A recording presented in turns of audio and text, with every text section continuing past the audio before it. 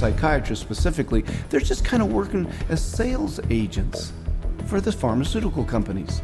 There's nothing like another doctor touting the benefits of your drug to drive market share. They're an extended part of the marketing arm of these companies. Medications play a primary role. We give drugs. Medication is a must. There's a lot of new medications. There are medications available for treating GAD. Medications to use for PTSD. Antipsychotic medications. Atypical antipsychotics. Benzodiazepines. Stimulants. Antidepressant medications. MAOIs. Amphetamines. Anticonvulsant medications. Once the medications have been balanced out, then we move on to a combination of 3 medicines. There's no absolute limit that is set for the number of medications. There are so many choices. Apparently, we're willing to try almost anything.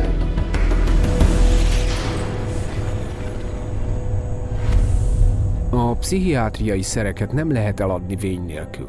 Ezért a gyógyszergyártó cégek pszichiátereket alkalmaznak, hogy ők reklámozzák a szereket a receptíró társaiknak. A pénz útja a világ legtekintélyesebb orvosi iskoláiból indul, a legbefolyásosabb egyetemi vagy akadémiai pszichiáterek irodáiból. Jóváhagyásukkal a gyógyszergyárak milliárdokat keresnek a tudatmódosító szereken. There are a lot of academic psychiatrists especially who have ties to 10 or 15 or 20 different pharmaceutical companies, and so they're making a very large amount of money. Whether they're professors or whether they work at big, medical institutions, those drug companies will make sure that they've got them on the payroll somehow. They'll have this person feed this information to their other peers, but it's all being motivated through monies being funded by pharmaceutical companies. About 40% of the early stage marketing dollars for pharmaceutical companies go straight to these thought leaders, psychiatrists. Ezek a pénzügyi megállapodások az úgynevezett kulcsfontosságú véleményformálókkal nagyon jövedelmezőek. Egy vezető akadémiai pszichiáter önmagában több mint $500 millió kaphat évente a gyógyszergyártó cégektől. These people are still considered the stars of their medical centers because they bring in all this great money from the pharmaceutical companies, and that helps keep the coffers of the medical center full. Universities receive a lot of money from the pharmaceutical industry. Drug companies are building buildings right next to the medical school. They're funding research right and left. The University of Michigan Depression Center received, I think it was $750,000 from Eli Lilly, and all they do down there is crank out this biological view of psychiatry and mental illness and depression. Mivel az akadémiai pszichiáterek a szerekből származó dollármilliókkal gazdagítják az egyetemeket, nem meglepő, hogy az iskolai tanterv is a tudatmódosító szerekre koncentrál. Training programs in psychiatry, the majority of them now are drugs first. You're really a psychopharmacologist in a way when you come out of a psych residency training program. Even when I went to medical school, psychiatrists did talk to patients.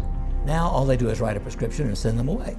A psychiatrist is trained for one purpose, to administer psychiatric drugs.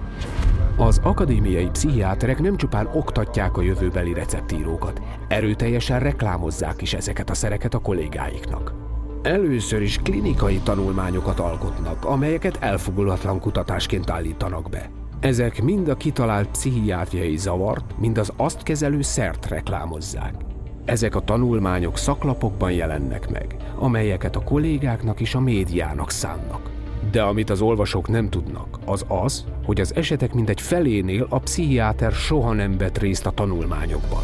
One of the most unethical practices we're aware of is ghostwriting of journal articles, where somebody at the pharmaceutical company will write the paper, and the academic physician will put his name on it and get it published in a major journal when he maybe changed 3 or 4 words in the whole article, and the article was basically written as a marketing tool by the drug company, and yet this academic puts his name on it as if he's the author. He has had no part in the study, and also he probably hasn't even read the study results, but he is prepared to receive $10,000, $20,000 to put his name at the front of the research, which gives it added authority. A fantomírás olyannyira elterjedt, hogy még az a pszichiáter is odaadta nevét fantomír cikkekhez, aki az FDA-nak a pszichiátriai szerek biztonságát kiértékelő alosztályát vezeti. The average physician picks that up and reads it. He believes it. And it's not a mystery that he would believe it. It seems reasonable that it's in black and white, it's in a good journal, it's in the New England Journal of Medicine, it must be true. Ezeket a lapokat sokszor ingyenesen küldik pszichiátereknek és orvosoknak a szabályszerű orvosi kutatások köntösében. És miért ingyenesek? Mivel a gyógyszerekről szóló hirdetések hatalmas bevételt biztosítanak a kiadóknak. So if you go through a medical journal, you'll see page after page of advertising for bipolar disorder and treatment of using medications, or advertisings for depression and the treatment of using medications, schizophrenia. So it's really everywhere. I remember just a couple of years ago, the first time I opened the journal from the American Psychological Association called the APA Monitor, and there was a multi-page ad, high gloss, very expensive for Concerta, which is time-release Ritalin. I resigned from the American Psychological Association. I wasn't going to be part of this whatsoever. It's very hard when your major source of income is advertising and advertising placement to write an article that's negative about a particular drug and expect that company to continue to buy ads in your medical journal. So that's a major issue. De a pszichiátriai véleményformálók nem elégednek meg annyival, hogy megtöltik az orvosi szaklapokat fantomírt cikkekkel. Ezen kívül a folyamatos orvostovábbképzési konferenciákon, azaz CME-ken is terjesztik az igét a tudatmódosító szerekről. Physicians and nurse practitioners and physicians assistants are mandated to take a certain amount of continuing education credits every year. Well, 70% of all continuing medical education is now funded by the pharmaceutical industry. That seminar is going to be taught by a professional who is employed by the pharmaceutical company. The very nature of where someone is giving you your support means you are biased to that person's side. Many physicians and many psychiatrists who attend medical conferences don't know that when they go to that conference meeting that's about antidepressants, antipsychotics, and it's generally an academic psychiatrist who's speaking, they don't realize that person's probably making about $10,000 for that 1 hour speech. De nem kell akadémiai pszichiáternek lenni, hogy az ember hozzáférjen a húsos fazékhoz. Azokat a pszichiátereket, akik szorgalmasan írnak fel tudatmódosító szereket, a gyógyszergyári képviselők bőkezűen jutalmazzák a helyi üzlet fellendítéséért.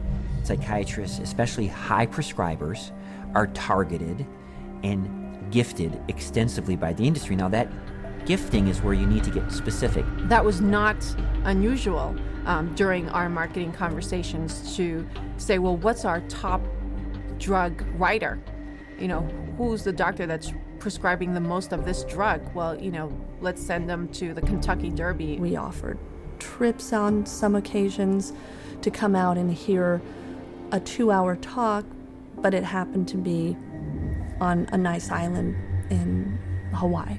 There were a lot of things that we did day in and day out to try to get the doctors to write our drugs, or in my case, to write for the psychiatric drugs. We did a lot of lunches and dinners, and we brought in speakers, and those speakers were obviously paid by us, and we would wave, renowned studies at them from renowned journals. But of course, we would never say that these studies were paid for by our company, and that it was written by a ghostwriter who was paid by our company, or that our company tends to do a ton of advertising within that particular medical journal. We would never say that. Évente 300 millió receptet írnak pszichiátriai szerekre, és a legtöbb vényt kiállító pszichiátereket bőkezűen jutalmazzák az új piacok megnyitásáért. Akár 25%-kal több pénzt is kaphatnak a gyógyszergyáraktól, mint bármely más szakorvos. A legjobb pszichiáterek az egyik államban évente átlagosan több mint $45,000 kapnak fejenként. Psychiatrists get more kickback from the pharmaceutical companies than any other branch of medicine. The profession of psychiatry couldn't keep its journals afloat, couldn't keep its conferences afloat, couldn't keep its organizations afloat without money from drug companies.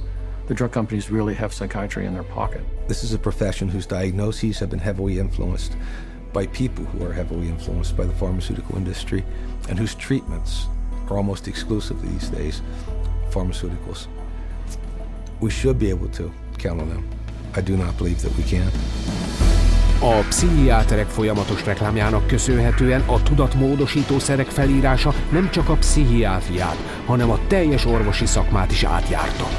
De ennek a reklámkampánynak van egy másik része is, amely bármi másnál jobban megtömi a pszichiáterek zsebét.